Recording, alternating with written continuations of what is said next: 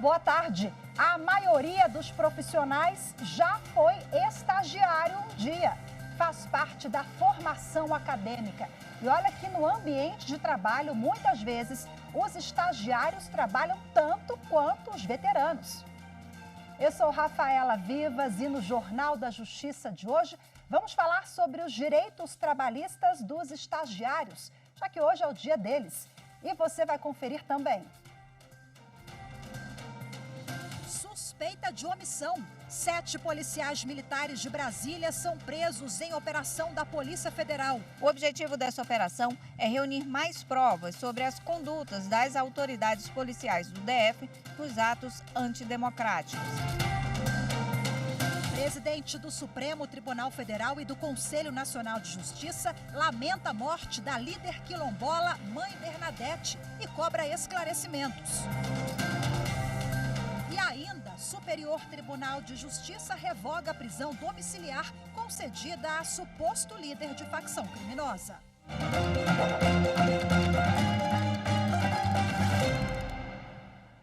O ministro Alexandre de Moraes, do Supremo Tribunal Federal, autorizou a prisão preventiva da cúpula da Polícia Militar do Distrito Federal. Os policiais federais cumpriram mandados contra oficiais investigados por omissão durante os atos de 8 de janeiro. As informações com Carolina Chaves. A Polícia Federal cumpriu 7 mandados de prisão preventiva e 5 de busca e apreensão contra integrantes e ex-integrantes da cúpula militar do Distrito Federal. Os oficiais vão ficar presos no 19º Batalhão da Polícia Militar em São Sebastião, região administrativa do Distrito Federal. O material apreendido vai para a Polícia Federal e para a Procuradoria-Geral da República, que vão apurar os fatos. Foram autorizadas as prisões do atual comandante-geral da PM do DF, Coronel Clepter Rosa Gonçalves, do Coronel Marcelo Casimiro Vasconcelos Rodrigues, do Coronel Paulo José Ferreira de Souza Bezerra, do Coronel Fábio Augusto Vieira, do Coronel Jorge Eduardo Naime, do Major Flávio Silvestre de Alencar e do Tenente Rafael Pereira Martins. O ministro Alexandre de Moraes atendeu o pedido da Procuradoria-Geral da República, que alegou que os militares se omitiram ao invés de agir para evitar os ataques contra os prédios dos 3 poderes no dia 8 de janeiro. O objetivo dessa operação é reunir mais provas sobre as condutas das autoridades policiais do DF nos atos antidemocráticos. Segundo a PGR, as provas colhidas nos últimos 8 meses mostraram uma contaminação ideológica de parte de alguns oficiais da Polícia Militar do DF com teorias conspiratórias sobre fraudes eleitorais e de intenções golpistas. Além disso, há provas de que agentes de segurança sabiam do risco da invasão às sedes dos 3 poderes. O ministro ainda autorizou o bloqueio de bens no valor de até 20 milhões e afastamento das funções públicas dos militares. Eles vão responder por crimes previstos no Código Penal e em leis que regem a organização e funções da PM do Distrito Federal. Entre as acusações estão golpe de Estado e violação de deveres impostos pela Constituição e pela Lei Orgânica da PMDF. A presidente do Supremo Tribunal Federal e do Conselho Nacional de Justiça, ministra Rosa Weber, lamentou a morte da líder quilombola Mãe Bernadette. Cobrou esclarecimentos. A repórter Evne Araújo tem as informações. Bernadette Pacífico foi assassinada a tiros na noite dessa quinta-feira dentro da Associação do Quilombo Pitanga dos Palmares, na Bahia. A presidente do STF e do CNJ, ministra Rosa Weber, lembrou que há menos de um mês se encontrou com Mãe Bernadette e ouviu da líder quilombola relatos da violência enfrentada por eles. Bernadette Pacífico era líder religiosa e coordenadora da CONAC, Coordenação Nacional de Articulação de Quilombos. Ela também era responsável por uma associação que reúne mais de 120 agricultores do quilombo Pitanga dos Palmares. O local, que fica em Simões Filho, na Bahia, foi certificado em 2004, mas ainda não teve o processo concluído. Segundo a polícia, Bernadette estava na associação quando 2 homens com capacete entraram e atiraram. A líder quilombola cobrava justiça pela morte do filho dela, Flávio Gabriel dos Santos, assassinado há 6 anos em situação semelhante. Em nota, a ministra Rosa Weber afirmou que as autoridades locais devem adotar providências para o urgente esclarecimento e reparação do acontecido, além de proteção dos familiares de mãe Bernadette e outras lideranças locais. A ministra disse ainda que é estarrecedor que os quilombolas, cujos antepassados lutaram com todas as forças e perderam as vidas para fugir da escravidão, ainda hoje vivam em situação de extrema vulnerabilidade em suas terras. A Polícia Federal informou que a Superintendência na Bahia instaurou um inquérito para investigar o caso. Em nota, a PF informou ainda que o homicídio de Flávio Gabriel, filho de Bernadette Pacífico, também já está sendo apurado e que está fazendo todo o esforço para apurar os responsáveis. As investigações seguem em sigilo. O ministro Rogério Schietti Cruz, do Superior Tribunal de Justiça, revogou prisão domiciliar concedida a um suposto líder de facção criminosa. O ministro apontou fatos novos que foram ocultados pela defesa. Confira os detalhes na reportagem de Marina Campos. Marizan de Freitas é apontado pela polícia como líder da facção criminosa Os Manos. Inicialmente, a prisão domiciliar foi concedida pela Primeira Vara de Execuções Criminais de Porto Alegre e, por extensão, também pelo juízo da comarca de Parobé, no Rio Grande do Sul. O Ministério Público Estadual recorreu e obteve liminar que determinou o retorno de Marizan à prisão. Porém, ele fugiu para São Paulo. Sem mencionar esse fato, a defesa impetrou habeas corpus no STJ com pedido de reestabelecimento do regime domiciliar, alegando que seria necessário para a recuperação do preso após a cirurgia. Ao prestar informações solicitadas pelo STJ, a juíza da Vara de Execuções Criminais confirmou a necessidade de internação hospitalar após o procedimento por alguns dias, inclusive com cuidados intensivos em ambiente adequado após a alta hospitalar. Em 10 de agosto, com base nessas informações, o ministro autorizou que a prisão preventiva fosse cumprida em regime domiciliar. O juízo de Parobé noticiou que Marizan havia fugido para São Paulo, de onde, segundo as autoridades, pretendia seguir para o Peru com o apoio de uma facção criminosa local, mas foi capturado ainda na capital paulista. Ao considerar graves os fatos novos trazidos aos autos, antes ocultados pela defesa e não informados pela juíza da Vara de Execuções Criminais, o ministro Rogério Schietti Cruz reconsiderou a decisão e determinou a extração de cópia da decisão para encaminhamento à Comissão de Ética da Ordem dos Advogados do Brasil do Rio Grande do Sul, para que seja apurada a conduta dos advogados de defesa. A seguir, no Dia dos Estagiários, uma reportagem sobre os direitos trabalhistas deles. É já já, fique com a gente.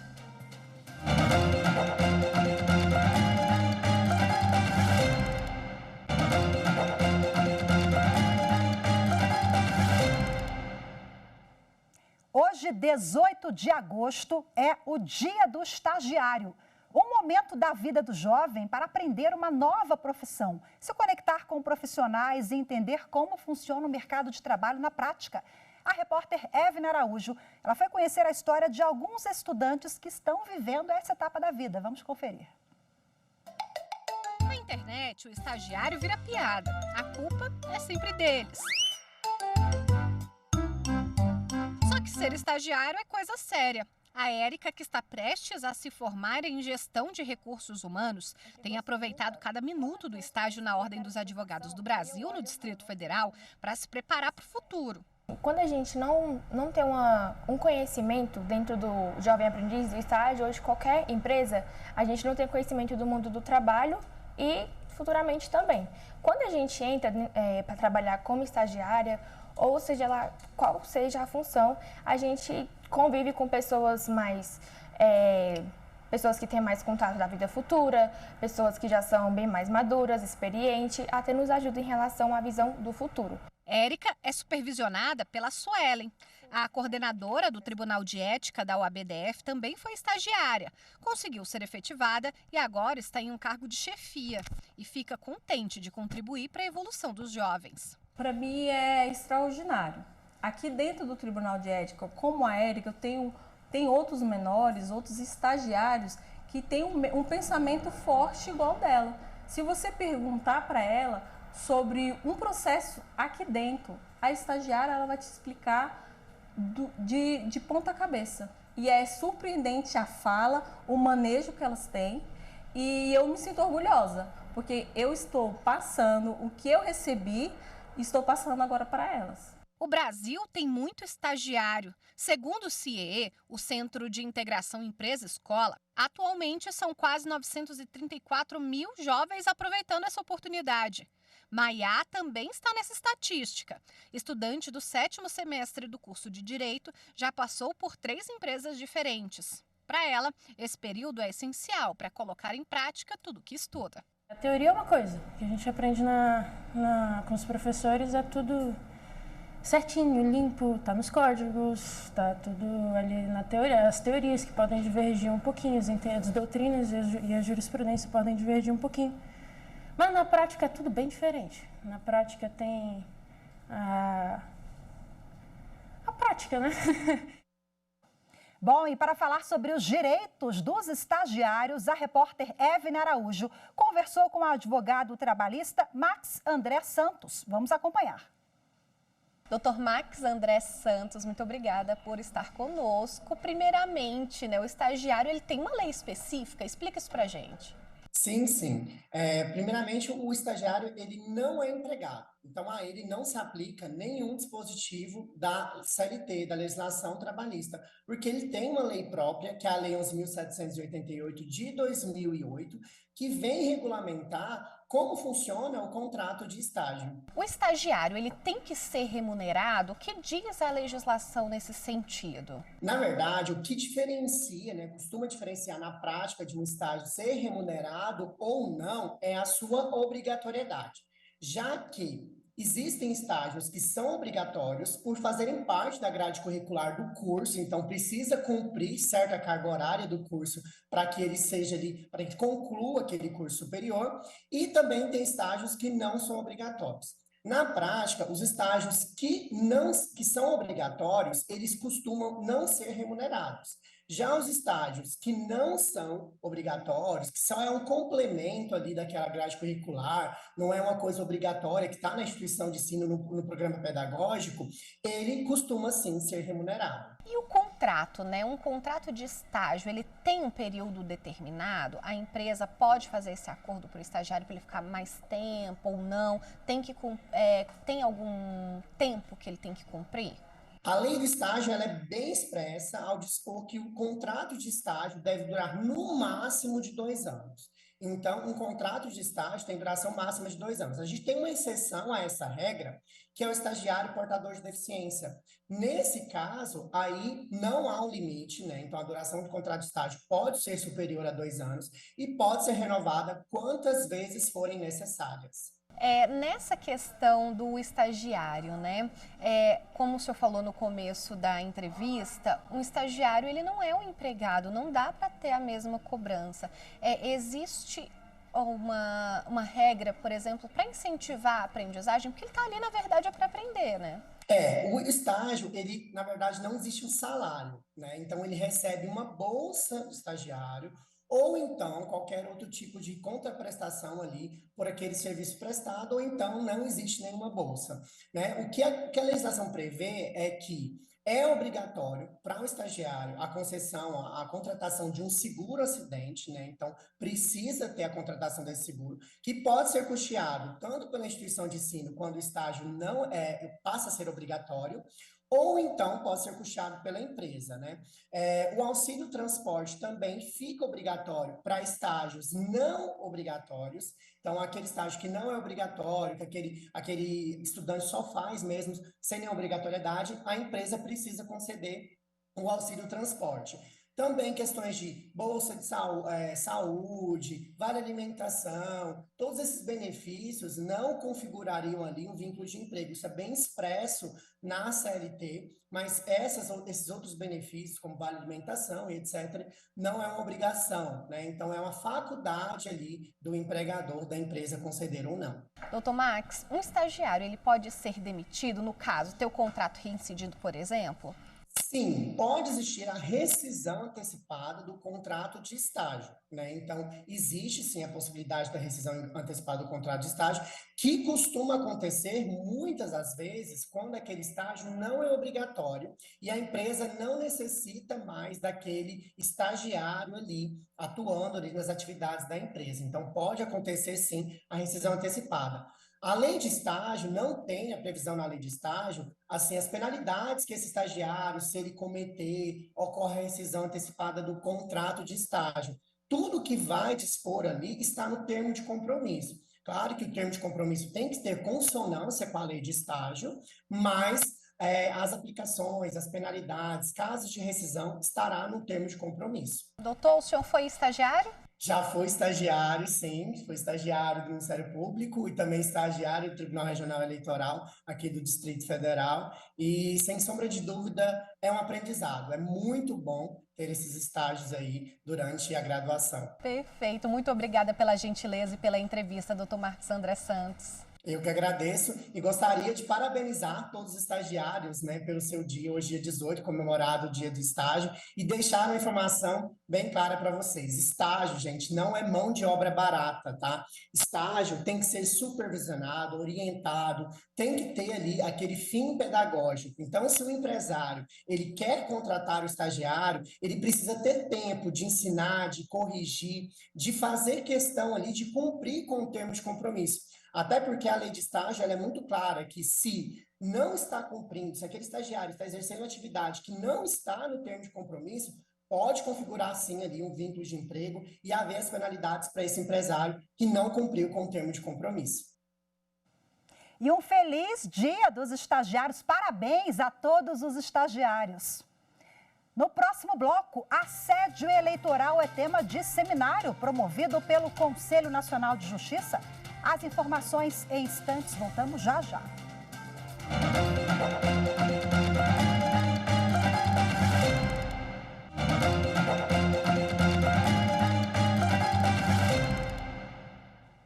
A terceira turma do Superior Tribunal de Justiça manteve revisão de contrato entre banco e empresa de transporte que ficou parada na pandemia. As informações com Jéssica Castro. O colegiado considerou as teorias da imprevisão e da onerosidade excessiva ao manter decisão que determinou a revisão do contrato entre um banco e uma empresa de transporte intermunicipal que teve suas atividades paralisadas em virtude da pandemia de Covid-19. Na avaliação da terceira turma, a adequação do contrato é necessária para preservar seu equilíbrio diante da queda abrupta e temporária do faturamento da empresa naquele período. A empresa, em decorrência dos decretos que suspenderam o transporte intermunicipal, ajuizou ação contra o banco pedindo a prorrogação do vencimento das cédulas de crédito bancário emitidas durante a pandemia. E as instâncias ordinárias determinaram, então, a prorrogação das parcelas vencidas. O Tribunal de Justiça de São Paulo manteve a sentença e invocou o Código de Defesa do Consumidor para justificar a modificação de cláusulas contratuais. Já no STJ, a relatora do recurso do banco, ministra Nancy Andrighi, afastou a aplicação do código por entender que ele não regula os contratos de mútuo para fomento da atividade empresarial. Apesar da inaplicabilidade da norma, a relatora destacou que as instâncias ordinárias demonstraram a possibilidade de revisão contratual com base nas teorias da imprevisão e da onerosidade excessiva previstas no Código Civil. Segundo a relatora, que foi favorável à revisão do contrato, a paralisação das operações de transporte gerou perda abrupta de renda para a empresa, sendo excessivamente prejudicial à sua saúde financeira e econômica, causando risco até mesmo de falência. O Tribunal de Justiça de Rondônia lançou um livro sobre programa de qualidade de vida no trabalho. A obra reúne a opinião de mais de 2.000 colaboradores. A reportagem é de Natália Monteiro. Uma obra coletiva. Esse é o resultado de quando todos se dispõem a ajudar. A elaboração do Programa de Qualidade de Vida no Trabalho do Poder Judiciário começou com a realização da pesquisa, que reuniu as impressões e expressões das mais de 2.000 pessoas que responderam ao diagnóstico do Inventário de Qualidade de Vida no Trabalho do PJRO. A instituição entende a importância do Programa de Qualidade de Vida no Trabalho, porque compreende que servidores e magistrados com um ambiente satisfatório de trabalho vão render melhor. vão trabalhar com um grau de estresse menor. Daí o trabalho passou por oficinas e culminou com ações e projetos voltados à qualidade de vida no trabalho no Poder Judiciário, que estão todos aqui, neste livro.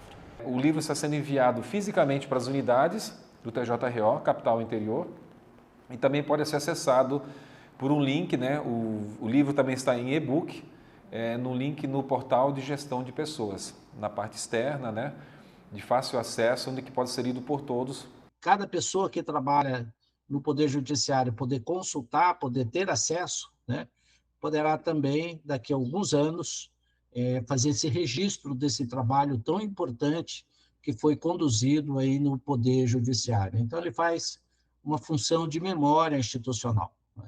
Isso coloca, evidentemente, o Poder Judiciário de Rondônia numa posição de vanguarda no contexto do Poder Judiciário brasileiro, enfrentando e trabalhando uma questão que é absolutamente fundamental hoje, né, para o setor público. Atender melhor, servir melhor os jurisdicionados, todos aqueles que necessitam do trabalho da justiça, requer que aqueles que prestam esse serviço vivenciem bem-estar no trabalho. O crime de assédio eleitoral é tema de seminário que o Conselho Nacional de Justiça realiza até amanhã. O objetivo é debater meios de prevenção, denúncias e o combate ilegal a essa prática que é ilegal. E o combate a essa prática ilegal, esse que é o objetivo. Bom, o ministro Alexandre de Moraes, o presidente do Tribunal Superior Eleitoral, e a ministra Rosa Weber, presidente do CNJ e do Supremo Tribunal Federal, falaram na abertura desse evento. A reportagem é de Rimac Souto. A primeira palestra do seminário Combate ao Assédio Eleitoral foi do presidente do TSE, ministro Alexandre de Moraes. Ele falou sobre as repercussões das atuações interinstitucionais de enfrentamento ao assédio eleitoral. O ministro lembrou que essa é uma prática antiga.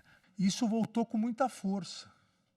Não só o discurso de ódio, preconceito, a discriminação, as pessoas com falso orgulho de serem discriminatórios, de terem discurso de ódio, mas também as pessoas passaram a esconder menos o assédio eleitoral, passaram a ter orgulho de querer mostrar a sua força econômica. Uma das garantias essenciais da democracia é o instrumento pelo qual o eleitor escolhe seus representantes.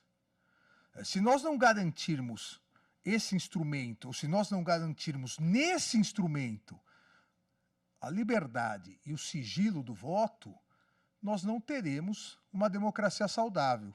Nós teremos uma pseudo-democracia. O ministro também falou da necessidade de conscientizar eleitorado e empresas. A Justiça Eleitoral deve se unir ao Ministério Público do Trabalho, à Justiça do Trabalho, aproveitando exatamente essa expertise do ramo especializado da justiça trabalhista, para que nós possamos ir diminuindo cada vez mais esse maléfico assédio eleitoral que deturpa a vontade do eleitor. Paralelamente, educar, como também foi dito aqui, educar o eleitor para que ele rapidamente saiba os sintomas do assédio eleitoral. A ministra Rosa Weber, presidente do Supremo Tribunal Federal e do Conselho Nacional de Justiça, destacou a importância da liberdade do voto. Combater o assédio eleitoral é, na verdade, defender a integridade do Estado democrático de direito. O direito ao voto, nunca demais é repetir, é assegurado constitucionalmente aos cidadãos brasileiros e deve ser exercido de modo direto e secreto, com liberdade e de acordo com a consciência política de cada um. O foco é a liberdade de autodeterminação de cada pessoa, sem distinção de qualquer espécie, seja de opinião política, de origem social, nascimento ou qualquer outra condição. O assédio eleitoral é quando há uma pressão para que a eleitora ou eleitor vote em determinada candidata, candidato ou partido.